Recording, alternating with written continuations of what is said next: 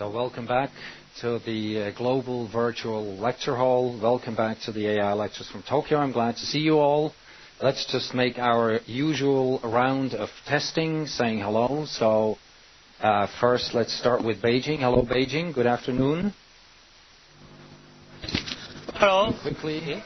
Okay, hello. So the connection seems to be working.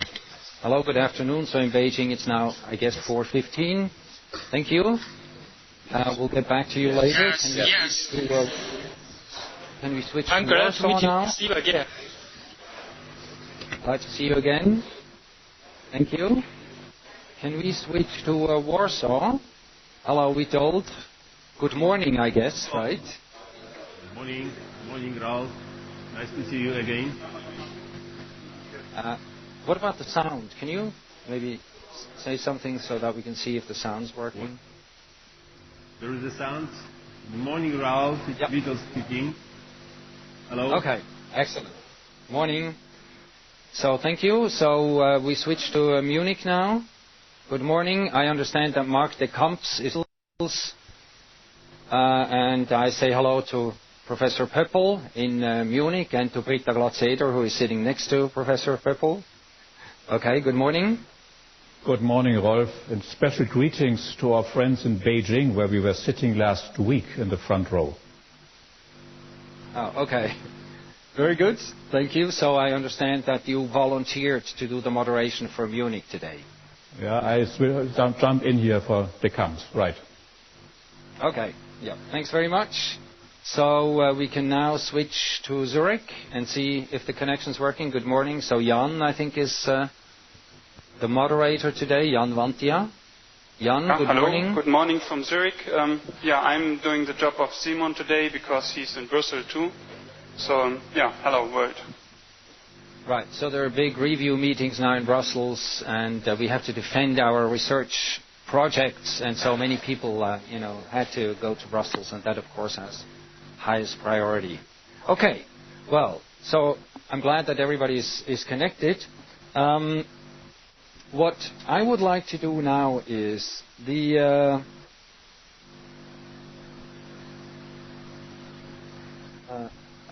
can't see the controls for the smartboard, but we'll see. Can we display the controls for the smartboard here?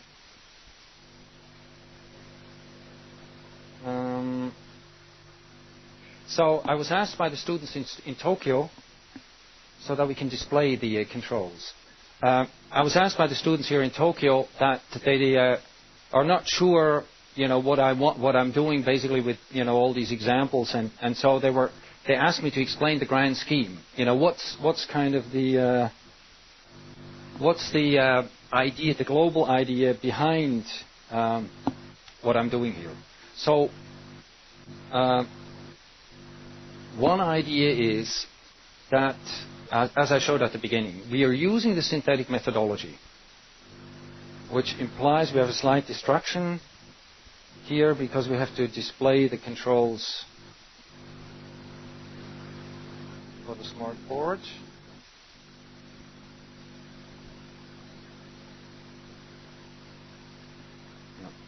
Okay. Well, I will explain it then without the slides. So we have the synthetic methodology, three things, understanding biological system, and then the second part was abstracting a set of principles that will make up a first. I hope you're not being too distracted by what's happening now on the screen here. To come up with a set of principles that will characterize, what we mean by intelligence. Okay. Now, what I'm doing here with all these examples, most of them now simple robots and some biological systems, is that, last week we talked about designing from the bottom up. So it's a bottom-up approach. And also I would like to use a bottom-up approach.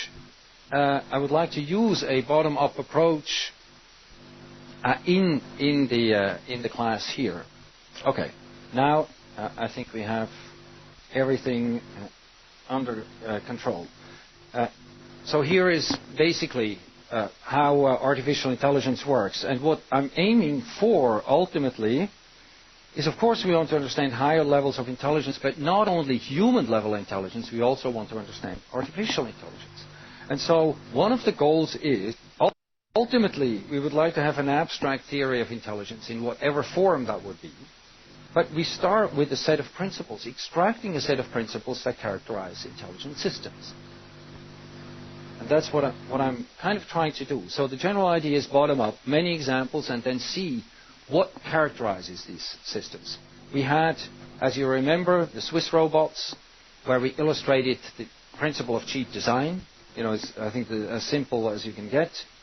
We had the fungus eaters, you remember, the complete autonomous systems, so that we not only deal with brains, but always with complete physical organisms that have to interact with the real world. We looked at the Breitenberg vehicles and again illustrated the principle of cheap design, demonstrating that with very simple designs you can achieve sophisticated behavior. Then we did a thought experiment. As you remember, we took Breitenberg vehicle 1. Remember Breitenberg 1, I'm sure, because you've all read chapter 6 by now, right? So Breitenberg 1 has one sensor and one motor and, you know, this one connection. And then we replace this one connection by a complex brain, you know, with 10 to the 14th synapses. And then, as Professor Pöppel mentioned, you know, this is a very useless brain. That is because it violates the principle of ecological balance, right? If you increase the complexity of the brain, you also need to increase the complexity of the sensory and the motor system. Otherwise, the brain is not going to be very useful. Today, we have DAX, distributed adaptive control, where we illustrate the redundancy principle, and so on and so forth. So this is the idea that we want to come up with a set of principles, and here's an overview of this set of principles. So we have two types. One is kind of design procedure principles, or meta principles, that they concern kind of the way of proceeding. And then there are agent design principles, which are principles that characterize how to design agents themselves.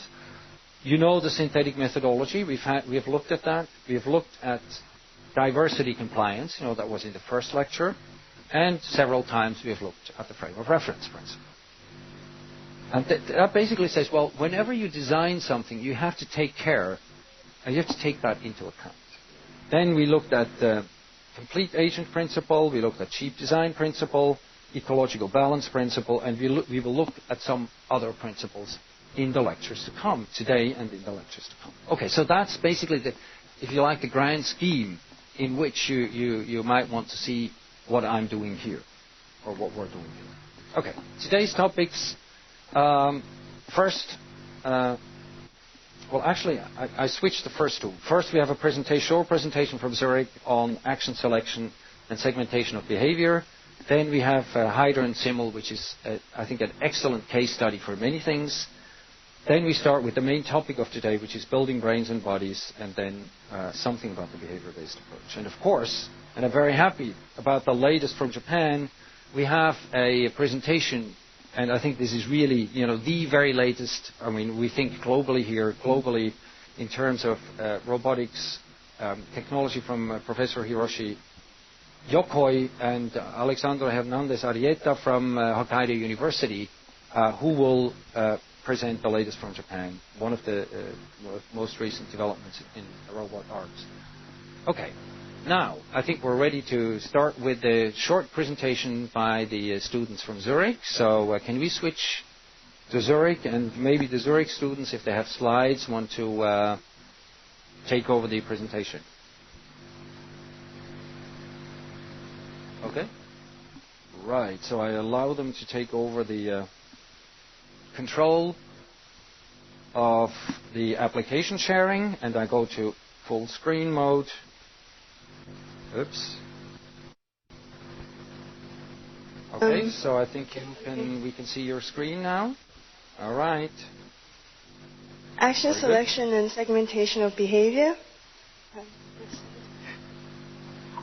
The importance of action selection is reflected by the agent's environment. For industrial agents, we notice that there is usually one predefined action which is repeated, and this is because they are part of a controlled, stable environment.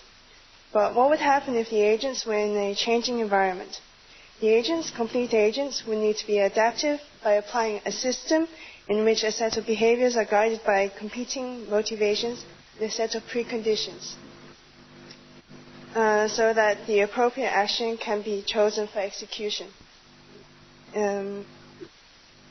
Okay, next slide.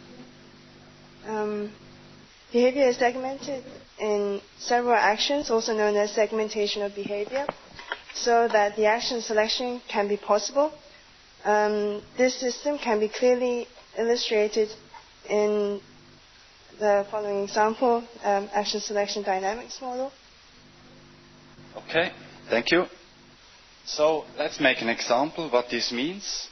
This is a picture which is taken from the book Understanding Intelligence on page 349. So let me explain this graphic. What you can see is a set of actions which a complete agent can perform. So let us assume that the hunger motivation is increasing. Can you hold the microphone close enough? Yeah.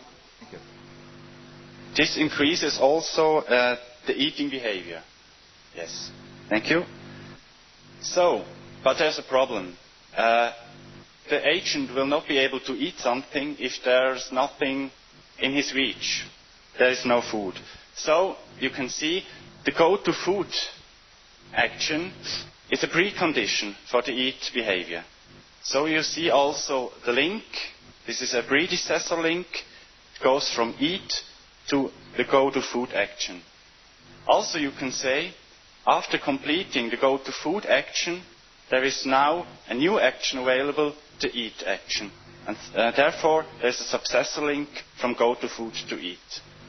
Now you can make another step backwards from go-to food to explore, because go-to food has as precondition explore, because if the agent doesn't know where the food is, he can't go to the food. You see also that the explore behavior is the origin of all other actions. So that makes sense, because if the agent doesn't know anything about its environment, he will not be able to do much things in it. Okay, thank you. Let's go to the last link. There's another link, the conflictor link. This means this link is used if there are two actions which conflict each other. That means if the agent goes to a creature, he isn't able in this time to flee from it.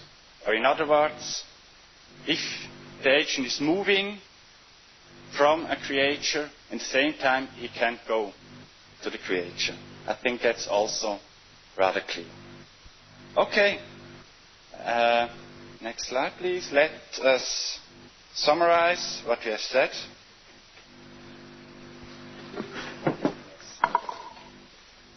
We have said the action selection dynamics was developed to achieve robust and flexible behavior in a complex dynamic world. Then its design assumes behavior could only be achieved in a bottom-up way. And the elements from this bottom are three elements, main elements. This is the behavior, which is represented as nodes in this network.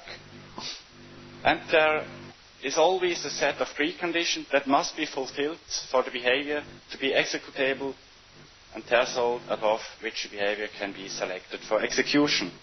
And then we have preconditions, which are expressed in terms of what the agent perceives in the environment. And the third element is motivations. A set of motivations are connected to behaviors, and as this motivation increases, activation of behavior increases until this action will be performed. So I think that's the 3 minutes are over. So if there are any questions, we'll answer it. Otherwise, we are done. Thank you. Okay, well, thank you very much for your statement. I mean, I have maybe some very short comments. First of all, thank you very much. I think I would like to take over the application sharing again, so you have to give me permission to take over. Jan, can you perhaps... okay, thank you. Now, I think there is, with action selection, what we've heard, I think is a presentation of work that was done at MIT by Patimas.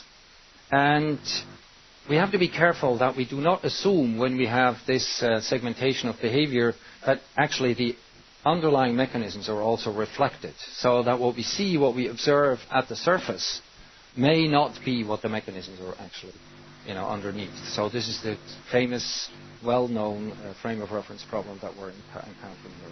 Okay. Now, there is a last... so thank you very much to Zurich for this presentation. Now, what I would like to do now is just to basically, I mean, here in Tokyo, and it's evening, in Beijing it's afternoon, but in Zurich and Warsaw and Munich, it's morning, so I think you need something to wake up. So I thought we would start with a short case study that have to observe carefully. So what I would like to do now is I show you a brief movie that was done in 1944 by Heider and Simmel, two psychologists who are interested in observation and behavior, observation of behavior, as we just had it, a statement about now. So can we have the video by Heider and Simmel, please? And observe carefully. I will ask afterwards, for your comments on this.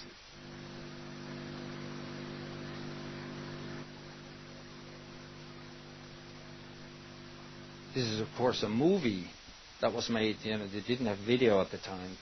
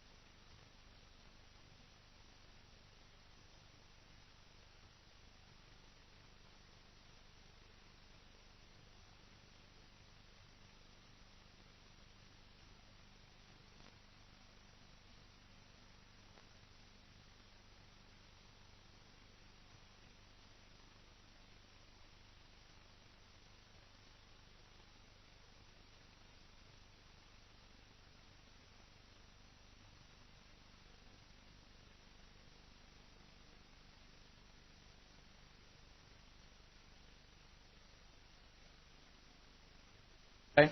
Yeah, I think that's it. Thank you very much.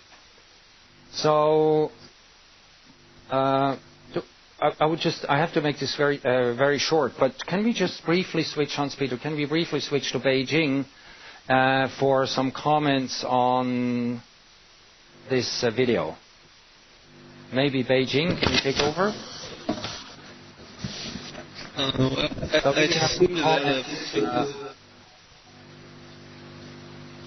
I just think that the big triangle is fighting with the other two figures, and the other the little triangle and the third figure are dancing together, and they escape from the fighting of the big triangle, I think. Right, and then in the end, what happens in the end? And the big triangle destroy the box. Right, you could say it gets angry, right? And destroys the whole thing, right? Okay, now of course, I mean what we see here is circles and triangles, right? And we don't see humans, or so basically what we're doing here, I think, is we're attributing our own feelings and ideas to what we're actually seeing.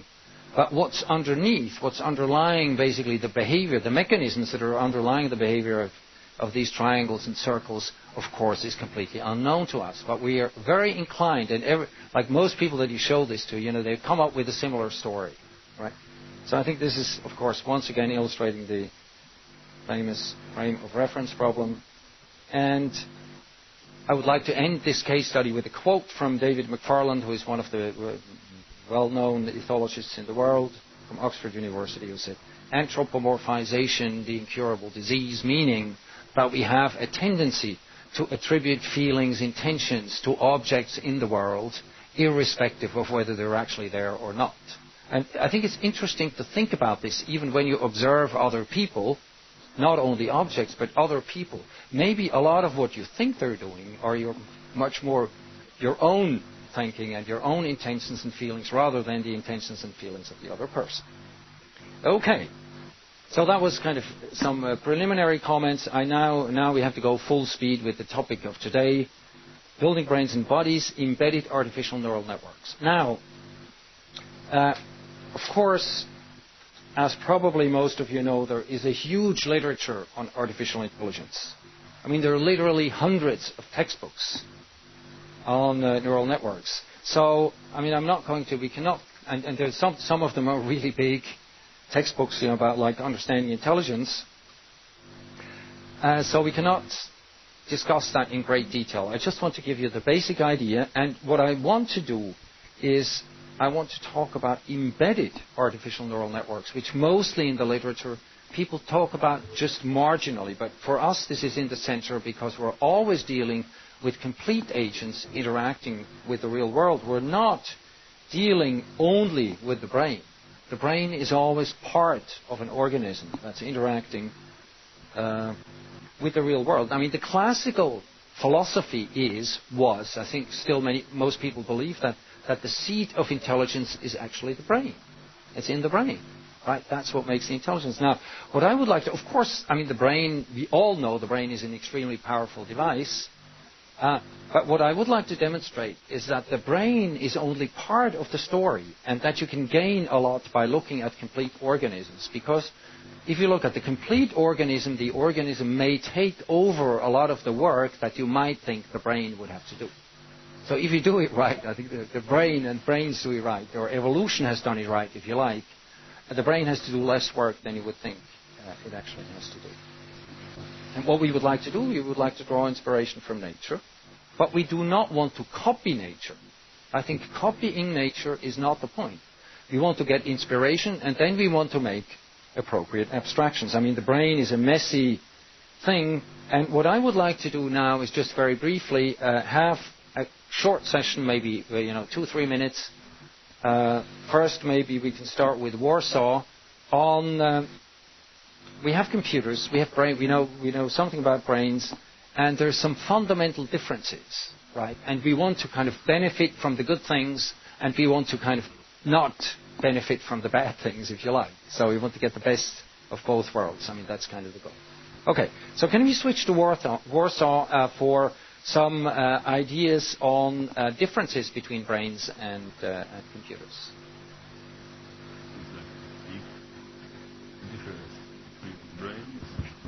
Okay, so we have a statement from Warsaw.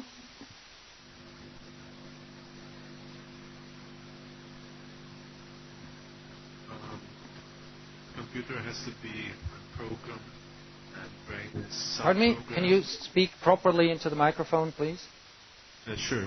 I didn't understand. The computer has to be programmed by the human and the brain is programmed by itself. Well, okay, well, whatever you mean by programmed, I would say, it's not clear what a program is. Okay, that's about programming, yes. So basically it's about... Yeah, go ahead. Well, I just said that I'm quite surprised that I have to explain to them what does it mean that the computer is programmed. This kind of okay, job. Well, I think we could discuss for a long time what it means to program a brain. And then what the program, and you would have to be able to identify the program, you would have to be able to say what the program is, where the program is located. In a computer, you can tell where the program is located. You can say it's from here to here. It's doing these sorts of things. In the brain, it's very difficult to localize the program. So there may be a frame of reference problem there also. Okay, do we have another statement or?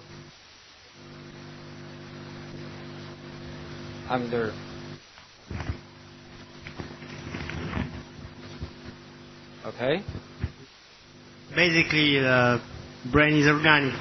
The computers right now are some machines.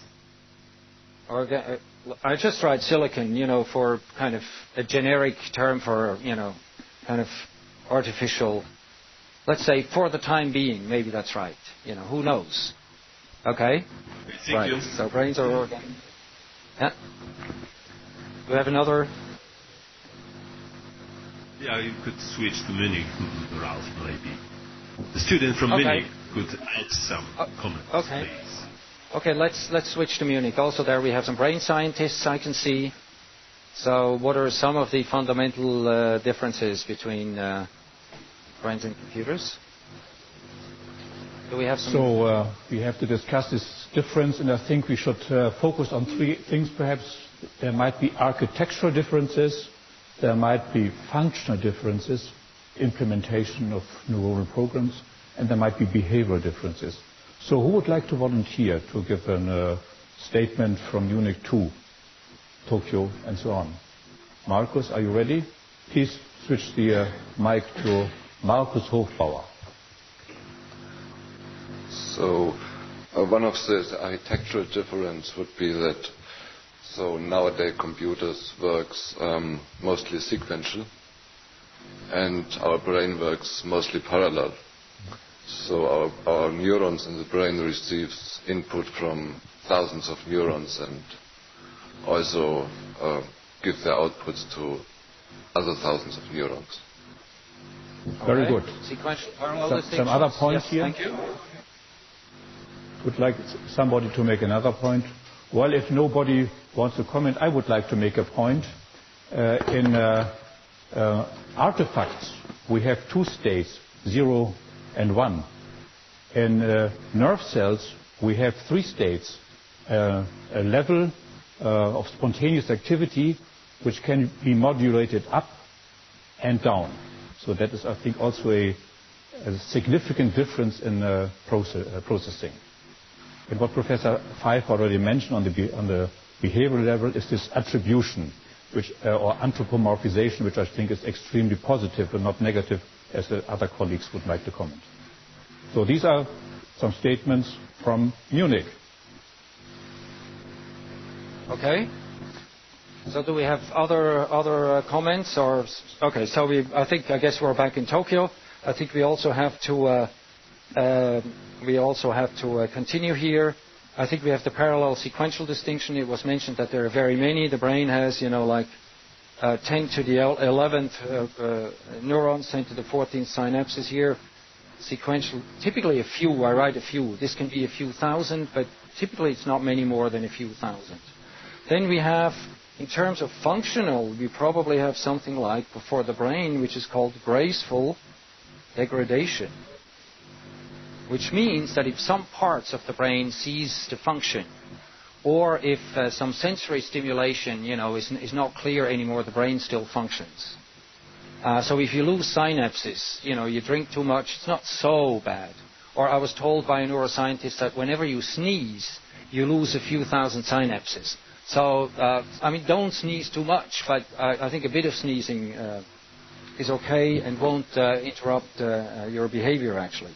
And then it's also in terms of, in the brain, there is no clear, I think maybe the first statement was to that, there is no clear distinction between hardware and software. Where's the program? Where's the software? There's no clear distinction between hardware and software. What about addressability? I ask you, for example, what did you have for lunch yesterday? What did you have for lunch yesterday? Now, how do you go about doing that? You don't say, lunch yesterday is stored at location 002 something something. but you're trying to kind of go through the content. You're saying, well, what was I doing yesterday? Oh, I was in my office, and then someone came and said, let's go for lunch, or something like that, which is called content addressability. So you don't have address locations, right? But you address the contents, you address, it's basically content addressing. So, and then one thing is learning, that I think, people are kind of a bit forgetting, learning. And I think computers today, except maybe in artificial intelligence, but they don't learn in very interesting ways. No interesting learning. Now, the thing about learning is that natural brains, especially human brains, they always learn. Even if you don't want to learn, you're going to learn. If you leave this lecture hall, after this lecture, you're going to be a different person, whether you like it or not. I mean, you will be changed forever. So you cannot not learn. So typical of natural brains, that they always learn. And then we have a phenomenon which may be desirable in some cases, which may be undesirable in other cases, and that's the one of forgetting. I'm confused here. Sometimes we probably like to forget things. Also, it is another that's tiring, or fatigue. So after a while, you do something for a very long time. You have to do additions for 2 hours. You get tired. Or you have to listen to these lectures for 2 hours. You get tired, right? And so there's no fatigue, or should be no fatigue in computers. So we see there are many differences, and some of them are very desirable. The learning, also generalization abilities, adaptivity. For example, this is what's called plasticity. Plasticity here, there's virtually no plasticity. These are many desirable properties, but some that are not so desirable. Now we want, of course, to benefit from the desirable ones. Now the brain is kind of a messy thing. There's tons of things going on. It's not very clear. There are also many different types of neurons.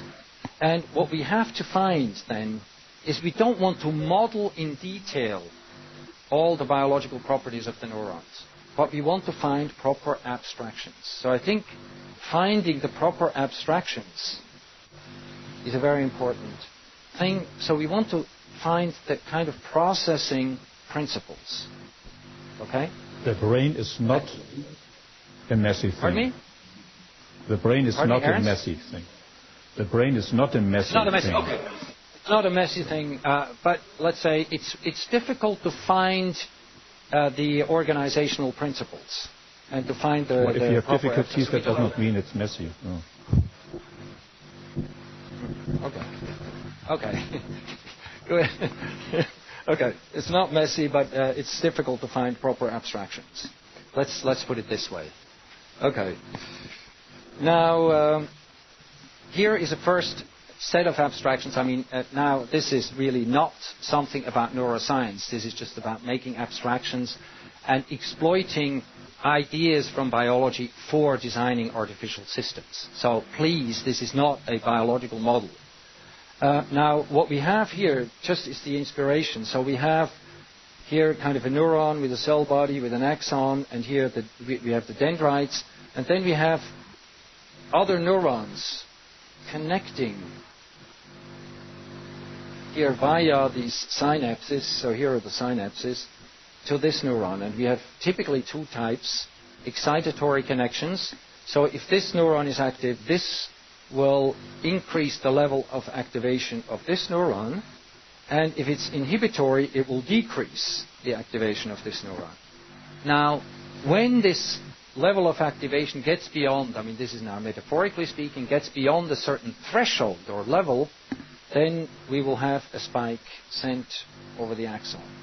Now what we do here, and this is a very crude model, and so I draw it differently now to demonstrate that this is really a kind of mathematical abstraction. So what we have is here artificial neurons. I will talk about neurons, but I always mean artificial neurons that connect to this neuron, but of course also to other neurons. And then there is, and they can be positive or negative, depending on whether they are excitatory or inhibitory. And then we need some kind of combination function. So this is basically the neuron, the model of the abstract neuron. We need a combination function, and that is, in almost all the cases, just a weighted sum. If these are the weights from the other neurons, these are the activations at time t, and we sum over all the neurons here. So this is the combination function, right? And this is calculated in discrete time steps, t plus 1, t plus 2, etc. And then we need some kind of an activation function, which is typically a threshold function. Typically. Threshold function, which means that if the sum of these activations goes above a certain threshold, this neuron becomes active and produces an output. And then sometimes we have an output function, or often the activation is just sent over the output, and then this output is distributed to many other neurons again, or artificial neurons. Okay, so that is the basic model. Now the question is, what can we do with this? Oh, here is a representation. Typically, we have networks of this sort, so this is kind of an input. Typically, this is an input layer. So here we have, for example, sensory inputs into neurons 1 and 2, and this may be an output layer. Output. And we have motor signals coming out here to control the motors. And then we have the synaptic connections, which are also called weights. That's why they're always called Wij for weights. And then here we have a graphical representation. And you can imagine that when you have many of these nodes, that it gets very messy, and then it's better to use a kind of matrix representation, where it says, for example, node 1 is connected to node 3, 4, and 5, which is here, 3, 4, and 5. Node 2 is also connected to nodes 3, 4, and 5, which are these connections here, and so on. And then we do the connections are always directed in one direction. Okay. Now there are also often we use networks that only have connections in one direction, but interesting networks also have connections back. And this is, for example, this connection, a connection pointing backwards, and such networks are sometimes, just for your memory, also called recurrent networks. We will mostly deal in this lecture with the feed forward. Okay. Now, rather than being very theoretical, I want to give you an example, and I would like to finish this example, if possible, before the break. So I used to have a Kepler robot, and it's not so important. You'll remember the Kepler robot, and let's define. So when we're defining a task, when we're defining a task, we have to define, thank you very much, we have to define, so this is the Kepler robot. So we have to define the ecological niche. We have to define the tasks, okay? And we have to define the agent itself. Now in this case, we assume that the agent is given. It's just this robot. So we want to use this particular robot, okay? Then we have to define the task. So the task is going to be very simple. The task is going to be go to a light source, go to light, while avoiding obstacles, and avoid obstacles. And that's all. And avoid obstacles. And the ecological niche is just an environment in which you have light and obstacles. Now, how do we do this? We have to do some design decisions. As we know, we have to define the sensors.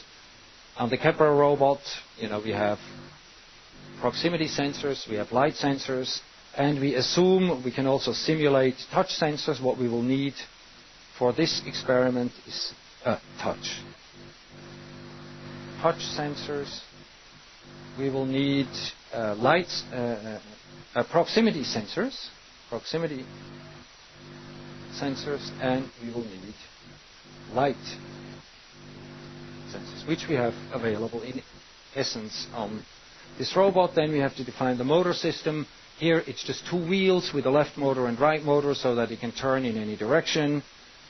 We have a default forward speed, so if nothing happens, the robot just moves forward. And then we have some basic reflexes. You always have to design something at the beginning, otherwise nothing interesting is going to happen. And then we have a number of reflexes.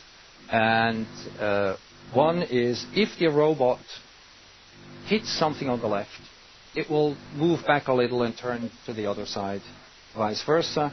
And it will, when it detects a light source, it will move towards the light source. That's simple. Okay. Now you have to embed the neural network, and in order to speed things up a little, I will just tell you how you can do that. Embedding the neural network is always extremely important. So assume that you now have a situation in which we have here, let's say C is collision sensors. So the gray stuff here, these are collision sensors. And next to the collision sensors, we have proximity sensors, P. Okay, now what's the simplest thing you would do? You would take a neural network, you take an input layer, which we call here the collision layer, and then you simply connect the sensors to these neurons. Now, so that's one thing you do. So you take all the collision sensors and just connect them to other neurons. And then you do the same thing for the proximity sensors, right? So here, you connect the proximity here. So you have a collision layer, and you have a proximity layer. Okay? Now, these units here, the collision units, they are the ones that control the behavior of the robot. So whenever they become active, a reflex is triggered. Namely the reflex of avoiding the obstacle. So when there is a collision, the robot should, trigger this reflex of turning away from the obstacles. Now, these units here are threshold units. So when the activation is above a certain level, they will fire. Now, they get input from two sources. They get input from here, from the collision sensors, but they also get input from here. So all these units get input from the proximity layer. Okay? So basically they are getting input from two sources. Now, if there is a collision, and let's assume that we set the threshold arbitrarily at 0.5. 0.5. Now, if there is a collision, we set this to provide an input of 1 if there is collision, for collision. Okay? So, what happens? The neuron will be over threshold, it will become active, it will trigger the reflex, and the robot will turn away when there is a collision. Now, but what also happens, here is an obstacle. If the robot is close to the obstacle, how do proximity sensors work? If you're close to an obstacle, you have high proximity. Well, if you have a collision, then obviously you have high proximity. You're hitting the obstacle. So whenever there is a collision, you will have high activity. So let's assume that the robot's hitting kind of here, so that we have a collision. So this node will become active, set to 1. Right? Now, but you will also have some activation. This is indicated by the shading here. You will have some activation in the neighboring proximity sensors. Right? So these are that's important. Not in this one. In this one, you won't get any activation when you hit here. But in the neighboring ones, you will get activation. And then this means that this node is going to be fully active, and these are going to be partially active. Now what's happening is that we have learning in the system. We said that we're interested in learning. That's one of the basic intelligence functions. So we're interested in learning. And So maybe I will just to tell you, how this works formally. The activation in the collision layer. So we said they get activation from here and from here. The activation from here is C. This is either 0 or 1, because when you have a collision it's 1, when you have no collision it's 0. And then you got the input from the proximity layer, which is, as always, Wij, Pj, and Pj is just the activation here. And then we have an activation function, which is sometimes written as G, this, which is simply 0 if the activation is simply 0 if the activation is below the threshold, and in our case we said if it's below 0.5, and it's 1 if the input is greater than or equal to. So this gives us the activation of this, whether this is going to be active or not. And these nodes, they are continuous. They just have continuous values, corresponding to the level of proximity. High activation when they're close to an obstacle, low activation when they're away from the obstacle. Now, I talked about learning. Now, here, between here and here, we want to have learning. Now, I will make this short. In 1949, so this is not a new idea, Donald Hebb said, maybe you can briefly read this. When an axon of cell A is near enough to excite cell B and repeatedly takes part in firing it, some growth process or metabolic change takes place in one or both cells, such that A's efficiency as one of the cells firing B is increased. Now, mathematically, we write it like that. I think it's better too. Mathematically, we write this like this. Wij is equal to some factor that's not important, and this eta is called the learning rate. And then, how can you... So the idea is, if you have two cells, and both fire at the same time, or within a certain interval, both fire at the same time, you strengthen the connection between them. I mean, that's the very simplest mechanism that you can possibly think of, right? I mean, there's no... so basically, correlations. You want to extract correlations. How can you do that mathematically? Well, the simplest is, if you have A, this would be the activation in the collision layer, and this Pj would be the activation in the proximity layer. You just multiply the two. Right? If they're both active, you will get, and you only have positive values, they will be positive. And if one of them is not active, nothing happens. And if both are not active, nothing happens. So this is the simplest way in which you can do this, in which you can do the learning. Now, what happens? The question is, what happens? And so this is basically what's going on between the proximity layer for these weights here.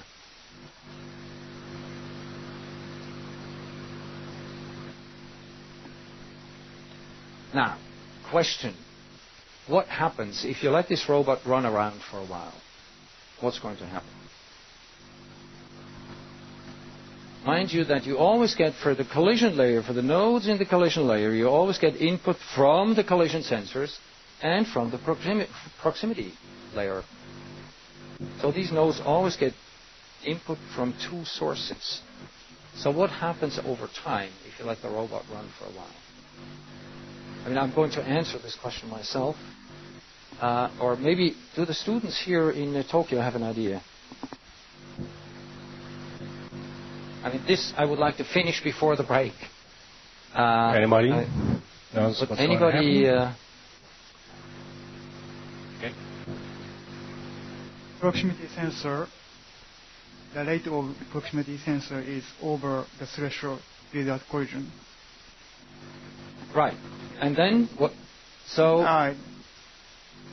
And the robot avoid the collision, obstacle with the collision.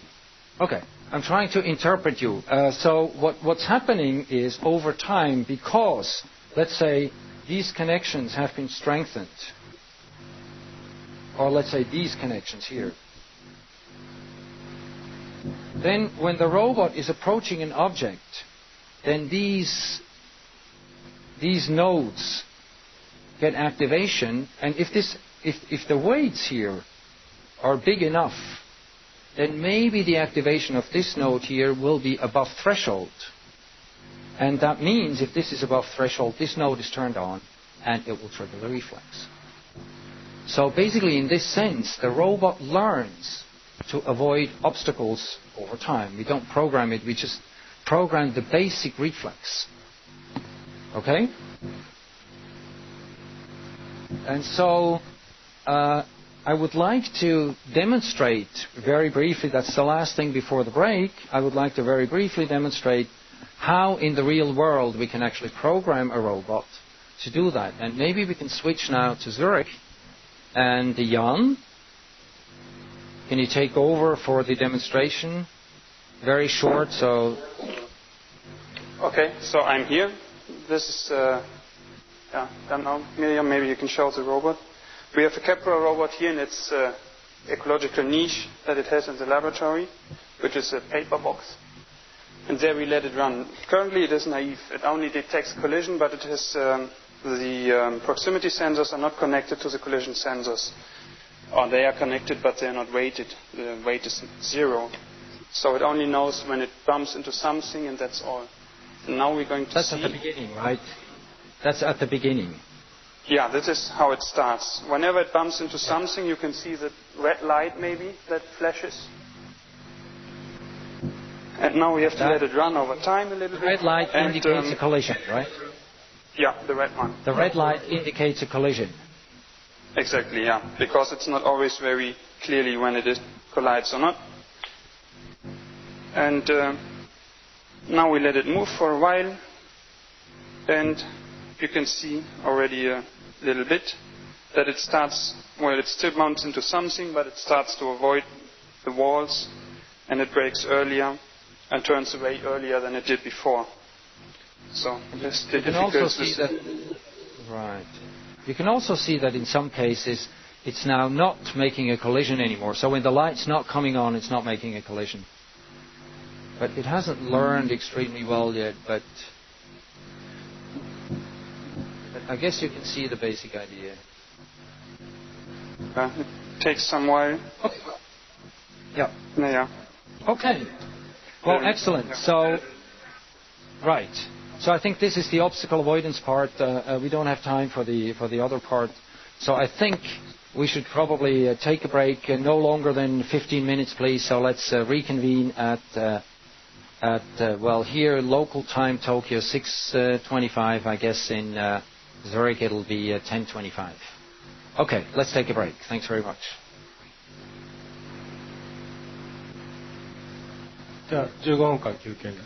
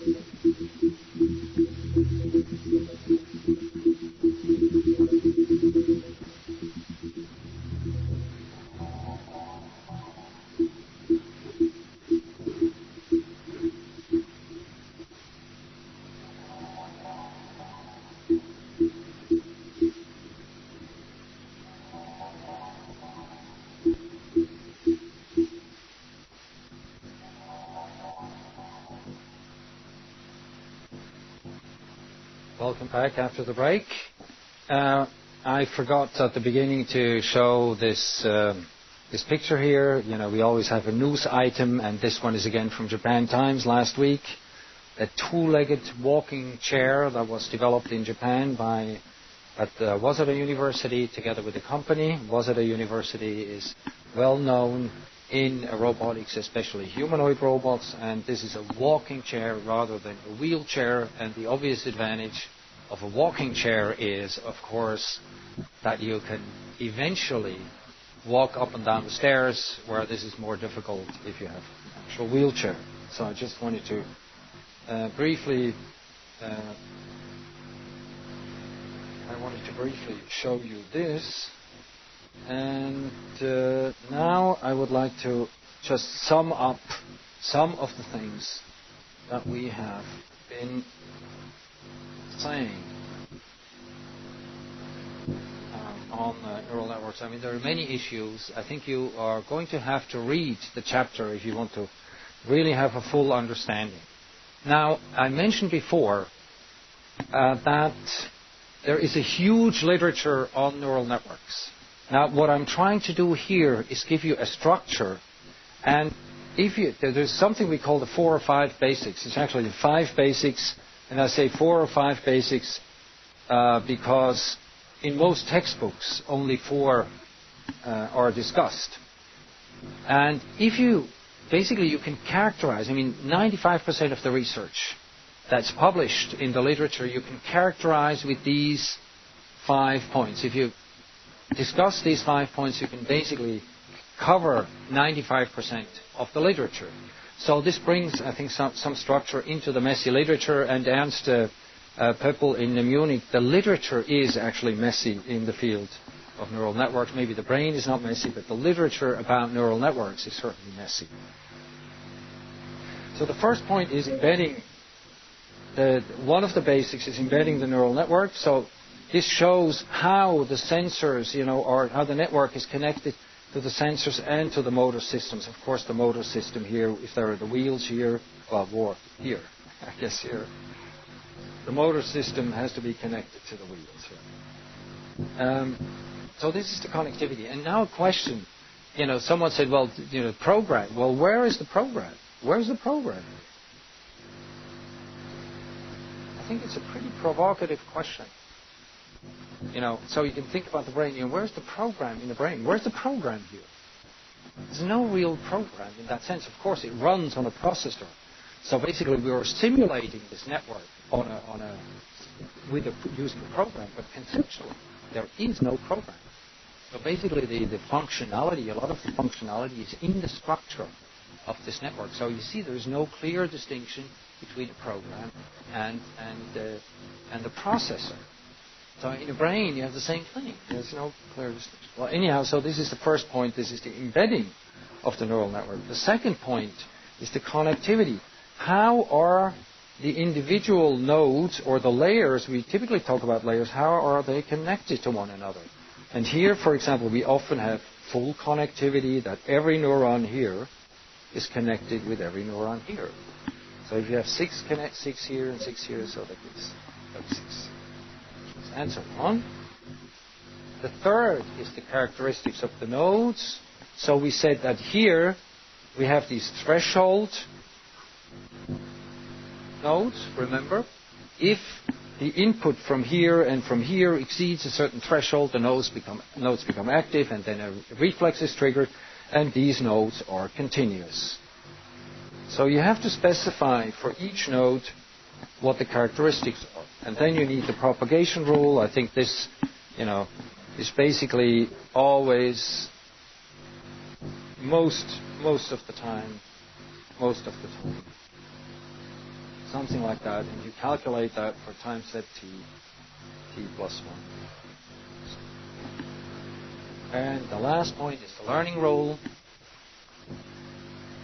And if you have Hebbian learning, if you have something like, just very quickly, this would be the learning rate, the rate of learning. If it's big, you learn fast. If it's slow, you learn slowly. Now what happens if the robot often hits so that this node is on and the proximity sensor is high? You get a lot of delta ij's, and if you have as an update rule,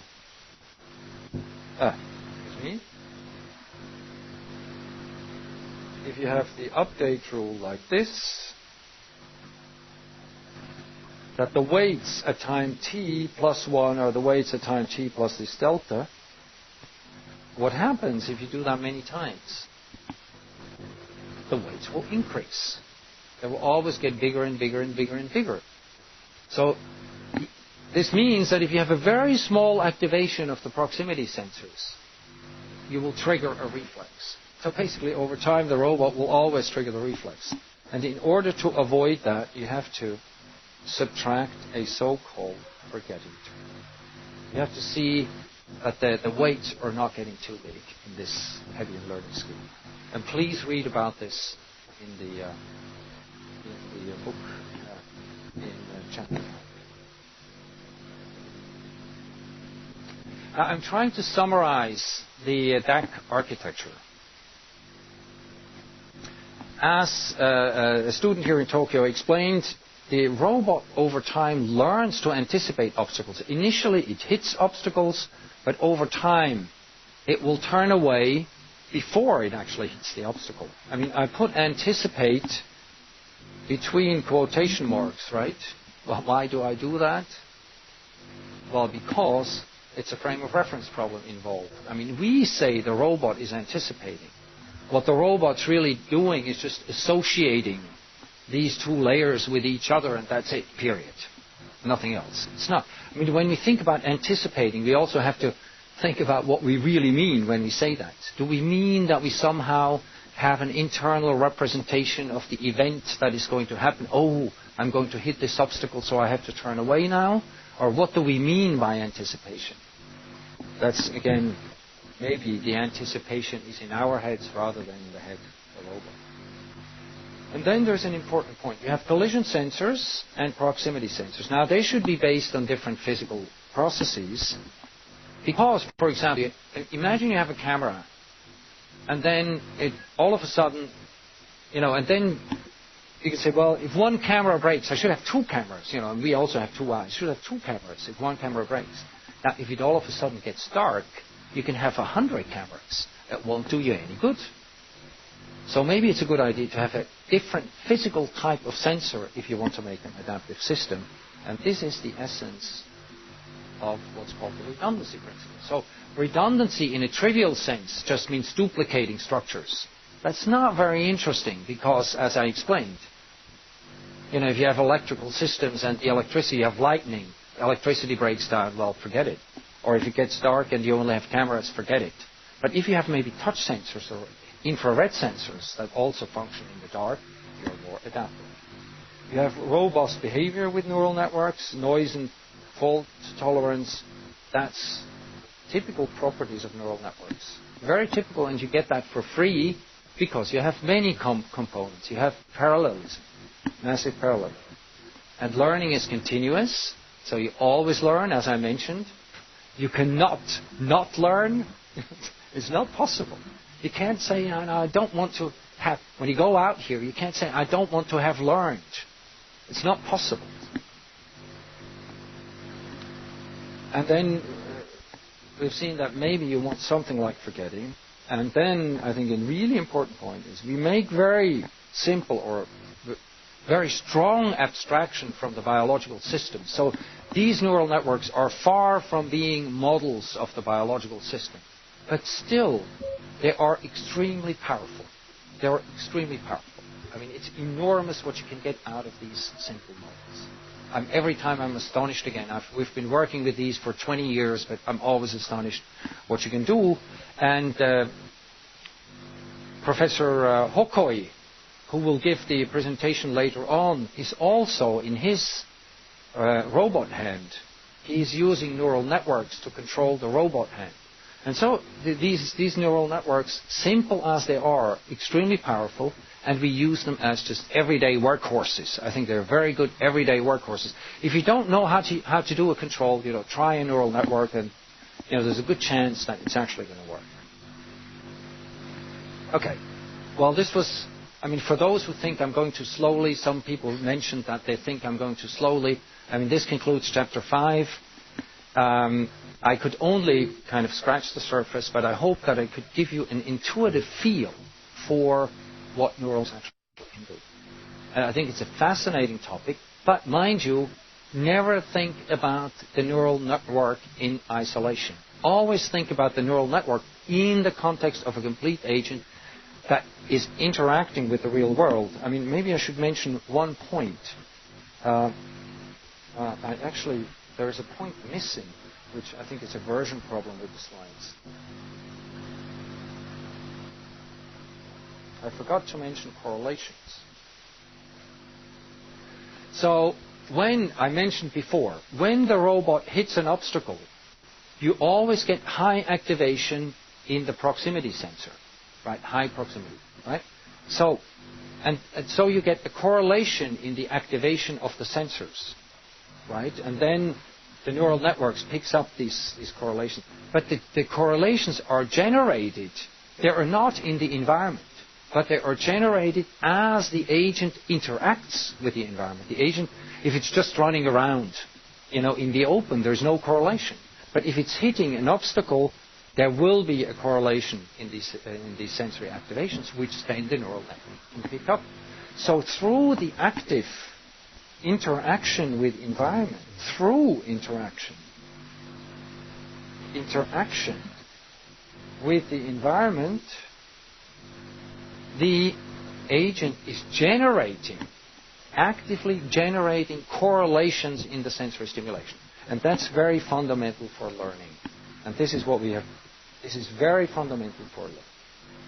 Professor Pfeifer, can I ask you something? Yes, please do. In all these discussions, it's never referred to gravitation. Is that an implicit factor? Because somehow there's a surface.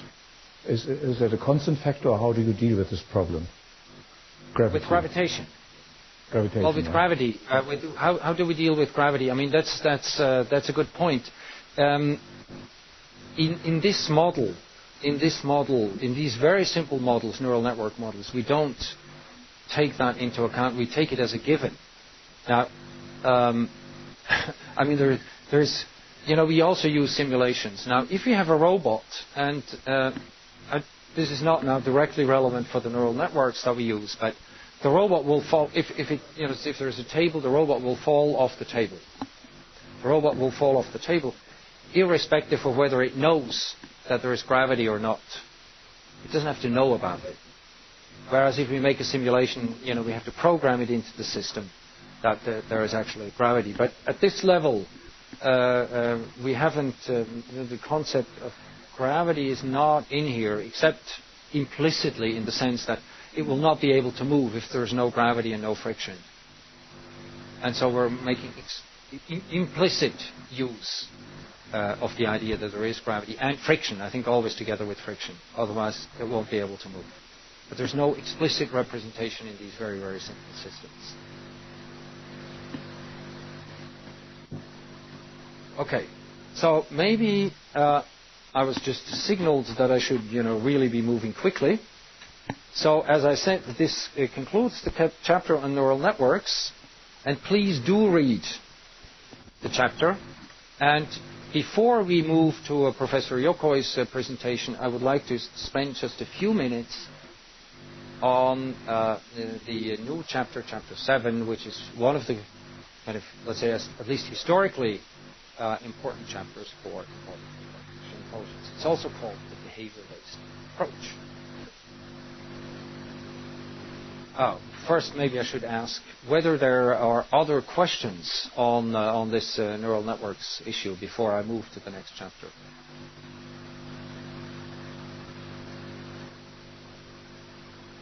You can also post the questions to the forum, and we'll try to reply to that. Okay, so then I would just like to broach some issues here concerning the behavior-based approach. Now, the whole business started kind of in the mid-'80s, around 1985 or so. And many people were unhappy with the way artificial intelligence was going, and many people got the impression, I mentioned that also at the beginning a little, many people got the impression that we're not making real progress towards understanding natural forms of intelligence. And then in the mid-'80s, Rodney Brooks at MIT said, well, forget about what you people have been doing. The cognitivistic approach basically has failed to deliver insights into the nature of intelligence. Forget about it. We have to approach the problem differently. We have to look at embodiment, at physical systems that interact with the real world. Evolution has always, intelligence in evolution, there has always been physical agents that interact with the real world. And he wrote a paper in 1986 then, with a kind of innocuous title, A Robust Layer Control System for a Mobile Robot Architecture, because he was arguing that the traditional way of building robots was actually uninteresting or inappropriate. And then he suggested something which he called a behavior-based decomposition. And he makes a distinction between a traditional distinction and a behavior-based distinction. Let me just quickly draw that in the 5 minutes that remain. So the traditional distinction is as follows. You have sensors. Then you have something like a process of perception. And then this goes on to modeling. This goes on to planning.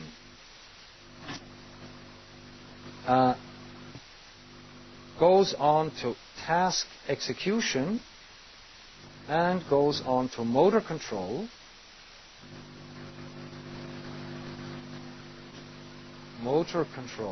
And to actuation, to the actuators. The actuators are the motors in a robot or the muscles in a human, for example. So you have this whole process, sensors, then you have perception, modeling, planning the task execution, motor control, and so basically you have to go through all these steps if you want to behave in the real world. Now the classical robots, this is the classical view. I mean, it's also based on our computer, understanding of computers. You have basically input, processing, output. Now the question is, well, how else could it be? This seems so natural. Now, people try to build robots based on this principle, and the robots were so slow, so excruciatingly slow, that it was just impossible. At the time, these robots were moving like at, maybe 5 or 10 meters per hour or something like that. Very, very slow. Now, so Brooks said, something's fundamentally wrong. Forget about it. Forget about planning. Forget about internal representations. He wrote the paper, Intelligence Without Representation, and he said, well, there's a different way of doing this. And he said there is a behavior-based decomposition. So you have stimulation from the sensors, and then you have behaviors. Here is, for example, move forward. And then you have, for example, avoid obstacle. You have collect object, for example, if the robot has to collect objects in an arena, and then you have maybe something like explore. And then this goes to the actuators. And the idea is that at every level you have sensory input, and you can influence the actuators. So it's not that basically here, if you want to do planning, you have to wait for the other processes in the traditional decomposition to finish. This is kind of like a sequential model, and this is kind of the behavior-based model here. This is kind of a parallel model. So every layer is always active. I mean, one has the control over the behavior, but they're all simultaneously active. And so this is called behaviors. I think this is a very unfortunate term. These are called behaviors. Why is it an unfortunate term? Because it basically designates internal modules, whereas behavior is always, as we said, a system-environment interaction. So I think with his behaviors, calling this behaviors, Brooks caused an enormous amount of frame of reference confusion in the literature. Oh, by the way, just that I don't forget, on the 16th of December, we will have the opportunity for live discussion here. We will have Rodney Brooks in Boston in this global virtual lecture hall, and we will have the opportunity to also ask him questions. Okay. So basically, there is a relative these layers, so we have sensors, we have different levels. There's a relatively tight sensory-motor coupling, and here is the idea is that this is all relatively simple. Now, the immediate question that we don't have time to discuss, the immediate question that comes up is, well, I could ask you, of course. I mean, Brooks was applying this to insect-like six-legged robots. The immediate question is, of course, let me do that next. Is, well, maybe this kind of approach of decomposing into these simple behaviors works for low-level intelligence, like insect-level intelligence. But what about humans? Will this approach be able to create higher levels of intelligence? I mean, I think this is a debate that also it still takes place now. It's a debate between also David Kirsch and Rodney Brooks. David Kirsch who said, well, today the earwig is little kind of insect, tomorrow man. And of course, Kirsch's answer is no, this will never work. And then Brooks wrote an article in reply called From Earwigs to Humans, where he said, well, of course, this is going to work. Now, this is called, let's do this next time. I think we'll do this next time. And I would like to leave enough time for our guest speaker today. We will finish up the idea with the behavior-based approach next week. I want to have enough time for our guest speaker today, Professor Hiroshi Yokoi, and his assistant, Alejandro Hernandez Arieta, who will present us now the latest from Japan. And so I don't forget the assignments for next week. I would ask the Tokyo students here to work out a 5-minute statement on the debate between David Kirsch and Rodney Brooks that I just mentioned about the scalability meaning, okay, well, maybe we can do insect-like behaviors, which are not very interesting, but is this approach, powerful enough to actually reach higher levels of intelligence, for example, human levels? Okay, now I would like to switch. Professor Yokoi. And just for a short introduction, Professor Yokoi is a professor at the University of Hokkaido in the north of Japan. He is at the Complex Systems Laboratory. He has a broad range of research that he is covering. Today he talks about his research on robot hands, the latest in robot hands for technological, but also, I think, in particular for medical applications. So please.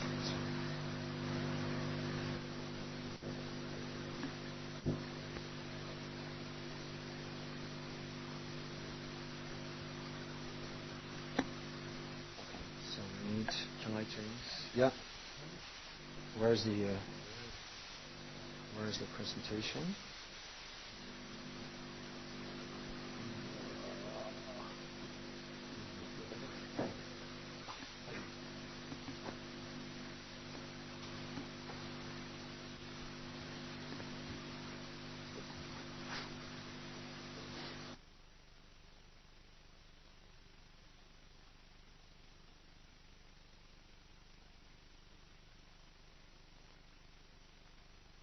Thank you very much. Good. And I would like to thank you for Professor Rolf and Professor Kunz. It's a great honor for me to be here. And I would like to talk about our study on prosthetics hand here. And our prosthetic hand uses bionic signal processing. Oh.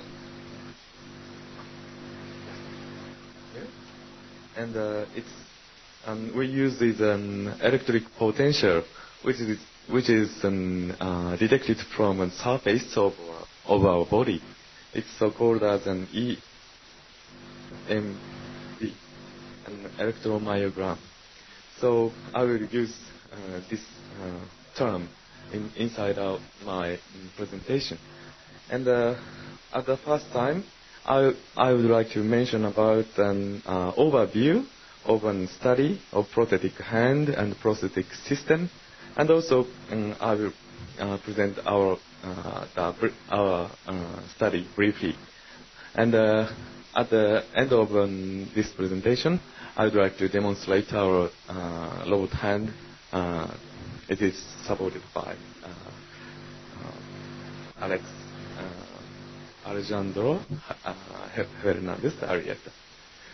He's one of my students at Pride University. So today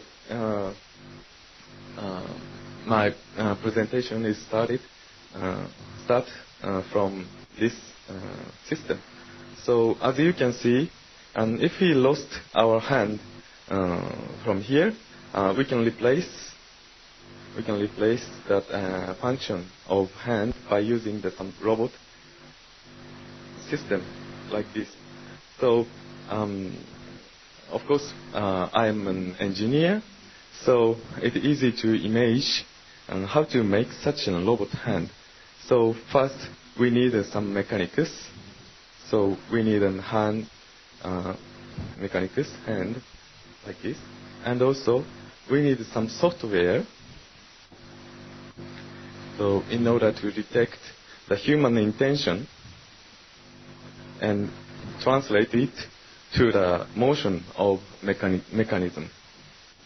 And also we need some electronics to detect the human intention as an electronics. So we use these EMG sensors on the surface of a body here and here, and by using software, we use a neural network in order to learn how to change that signal into the motion. So I will present briefly all these methodologies, all these technologies.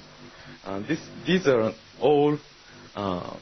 all technologies are low level and conventional stuff, but of course we cannot forget the other parts here. If we use some tools, new tools, so for example, this prosthetic hand is something like a new tools for us. So if we have a new tools, our brain tries to adapt such new tools, so our brain will change. So we have to remember how our brain changes according to the human adaptation, according to the learning of according to learn about the use of tool. So and also at this moment, we use an adaptive software as I said, a neural network. So software also changes as well. So these are two adaptation mechanism, adaptation system here. So these two adaptive system makes some difficulties. So we need more challenges for this problem. So I'd like to mention about this. And first of all, please let me see how much function do we need on our hand. So please start our video here. Now, the first video shows a precision grip. If we want to manipulate some small things, we can manipulate it by using the thumbs and second fingers. And the second pattern is tip pinch. So we can use thumb and second finger or third finger to manipulate such small things. And also we have a lateral grip. So you can imagine if we try to manipulate our pen or ball pen to write something. So we use such a lateral grip. And also, if we want to carry heavy materials, we should use a hook grip by using all fingers. And also, of course, we love baseball or something, so we have such spherical grips. So you can see the thumb and other fingers should be against each other. So this is the most conventional pattern of grip. This is so-called as cylindrical grip. So we want to implement all these movement and functionality inside robotics hand. So for this purpose, we have lots of study in the world. So of course, not only the hand, we have a wonderful tools. For example, wheelchair. This can be standing up and self-balancing mechanism. It's a wonderful technology. And also intelligent robotic leg. So this woman can run by herself, even if she lost her legs. So, but at this presentation, I want to concentrate to the hand. So you can see here and here. And we have 20 degrees of 24 degrees of freedom hand. These studies has full degrees of freedom.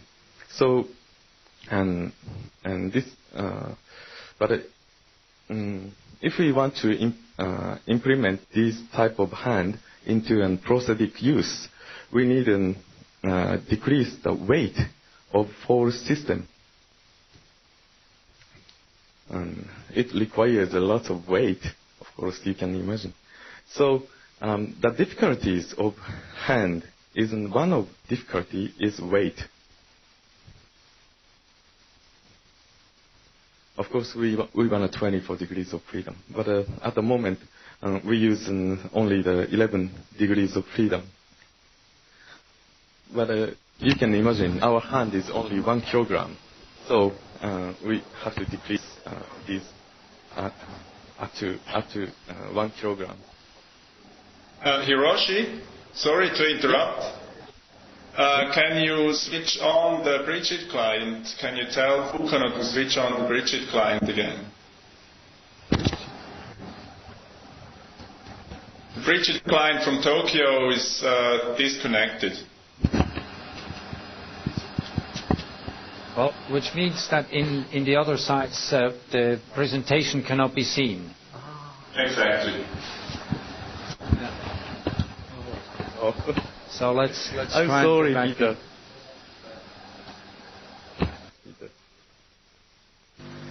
Okay, so we're trying to recover. But did you see the video?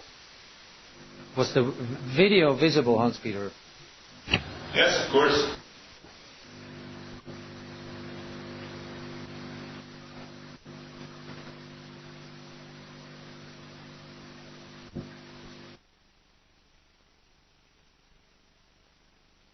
I tried to call you by phone, but you didn't answer.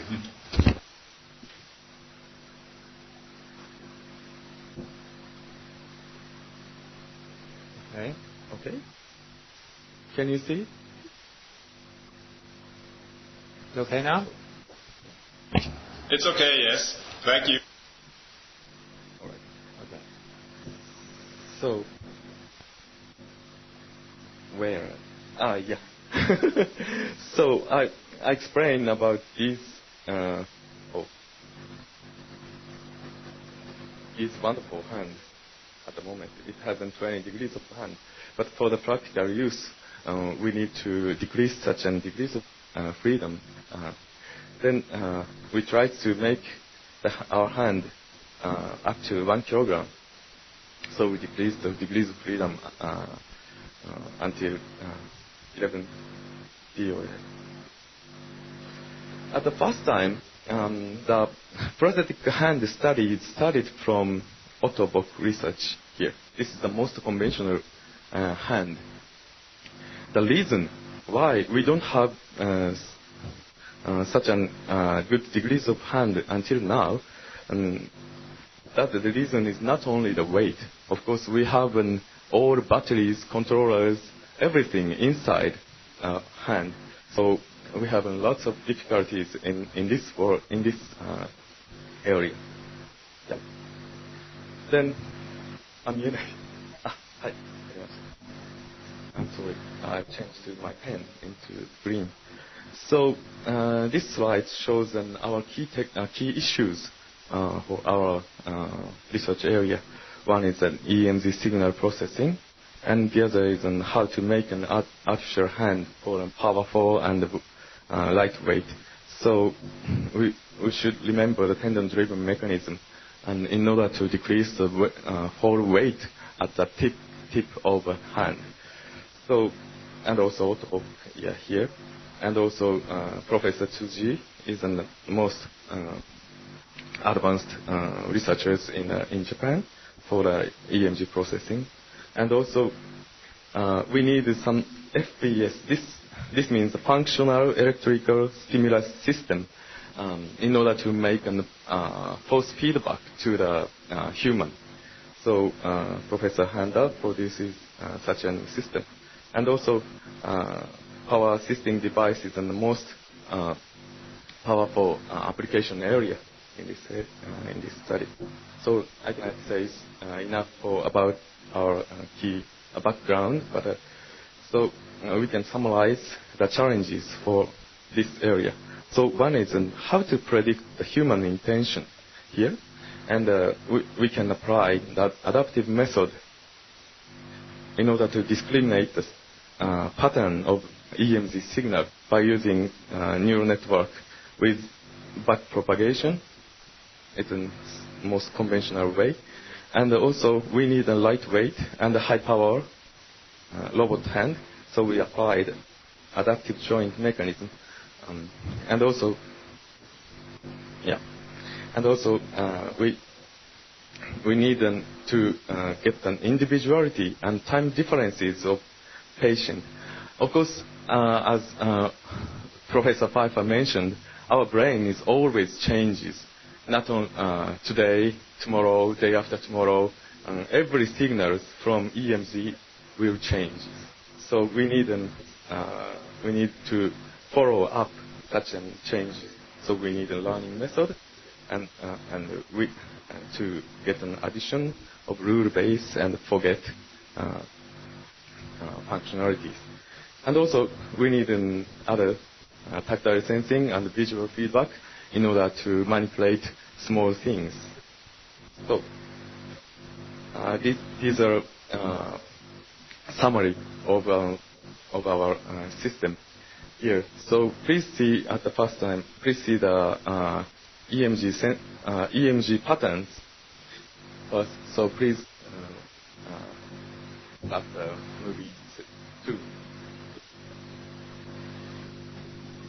So as you can see, this is a normal EMG pattern. So this has two sensors.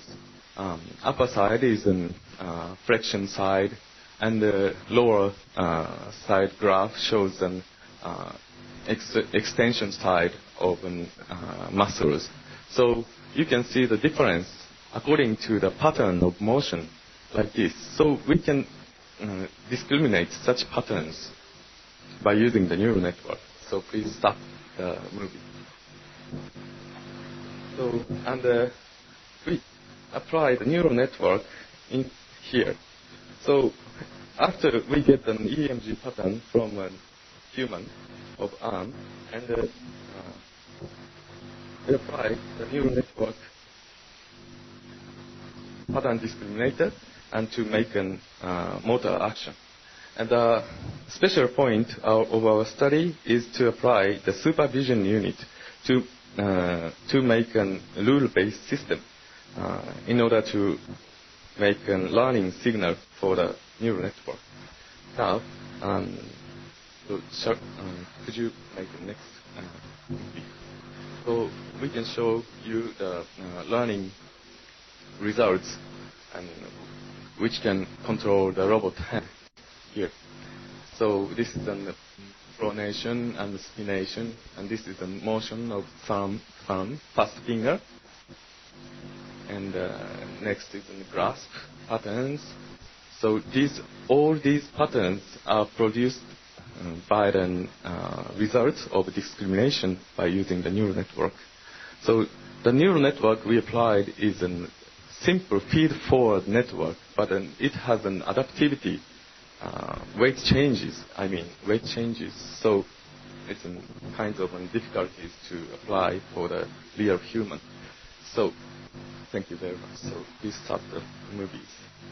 And also, the next slide shows an experiment to applied for the real patient here. So this woman is a 44 years old woman.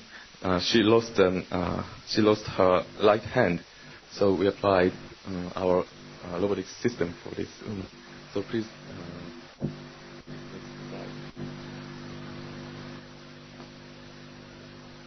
So could you skip it until 2.0 more? 2 minutes and 2 minutes and 10 seconds.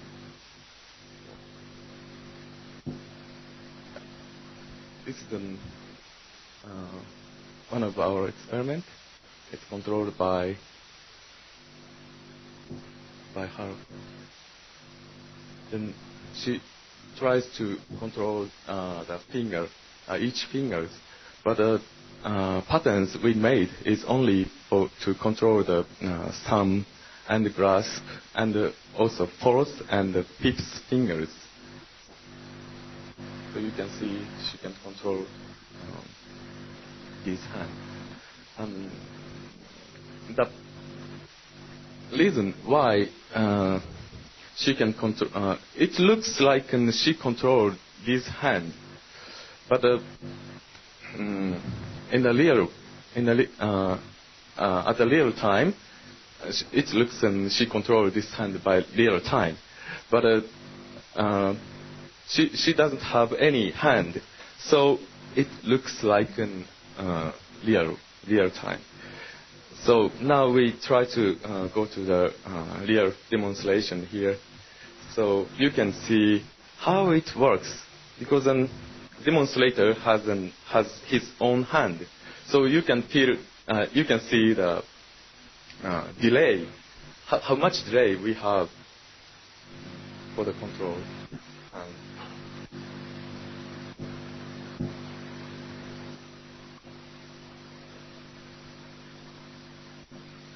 So this is also one of the results of learning.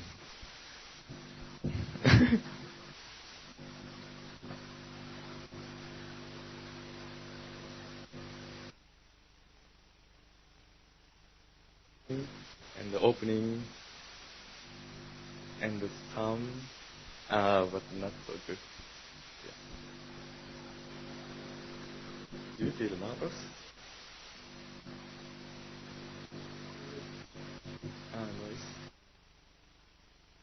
We can apply this hand to grasp a plastic bottle. It can grasp such a cylindrical object and stable.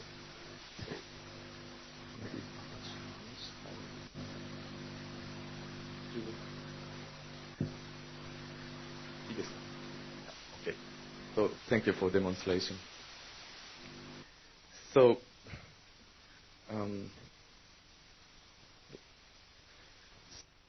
after the experiment, we tried to detect the inside of brain here. So you can see this red part means an activation of motor area of the patient. So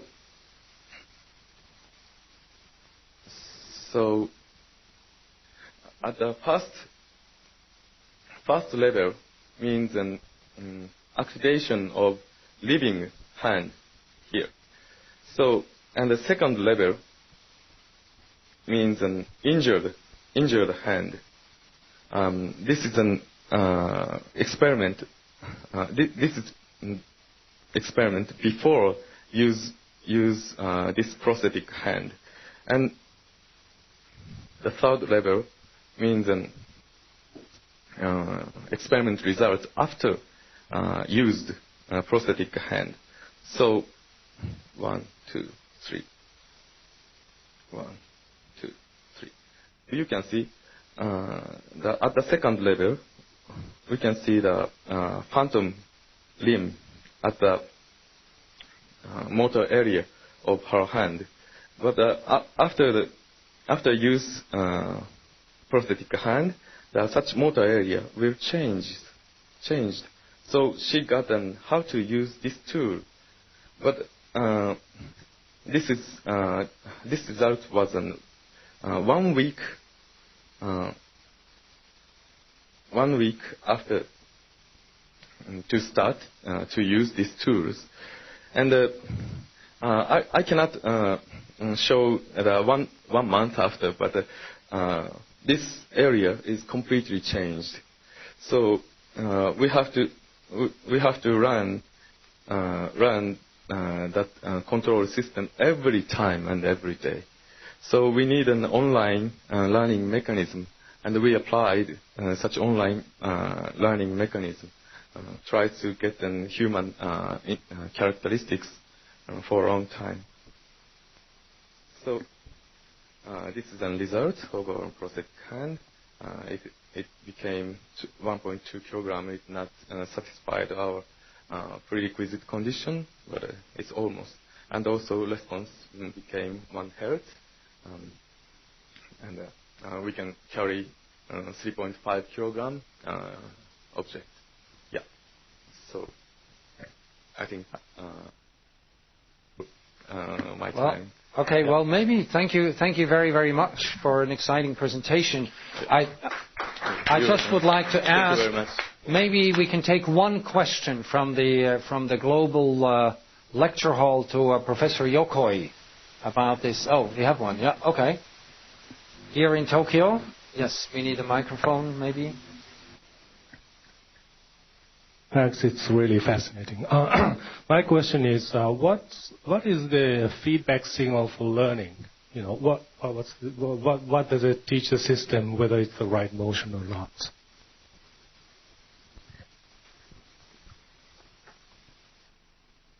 I cannot mention about the feedback signal because of time. We applied the force sensor on the robot, and this output will feedback by using the FES system like this. So this can be used for the sensor, one sensor for the outside, and also we can use an reward or penalty for the learning signal. So if human using robot hand, such using way is difficult to run for the machines software, we can give a penalty for the human. So human tries to use this hand in proper way for running system. This is our idea for using the feedback signal. Okay, well, thank you very much. Unfortunately, I think we have to come to a close here.